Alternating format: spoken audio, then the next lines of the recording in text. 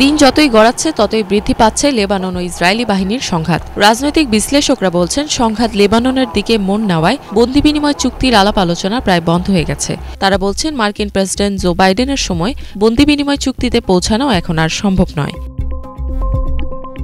এছাড়া Wall Street জার্নালের এক প্রতিবেদনের তথ্য অনুসারে হোয়াইট হাউস এবং মার্কিন প্রতিরক্ষা ও পররাষ্ট্র দফতরের কর্মকর্তারা মনে করছেন, চুক্তিটি এখনও অমীমাংসিত রয়ে গেছে।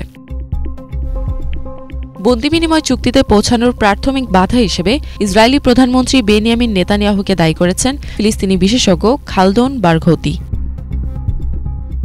তারা মনে করছেন, মার্কিন প্রশাসন সহ বিশ্ববাসীর কাছে স্পষ্ট নেতানিয়াহু চুক্তিটি চান না। ইসরায়েলের এক তদন্ত প্রতিবেদনে দেখানো হয়েছে, নেতানিয়াহু ধারাবাহিকভাবে সমস্ত প্রস্তাবিত চুক্তিকে ব্যর্থ করেছেন। জাতিসংঘের নিরাপত্তা পরিষদে নেতানিয়াহু পূর্ববর্তী সব সিদ্ধান্তকে পরিবর্তন করে নতুন শর্ত আরোপ করতে শুরু করেন।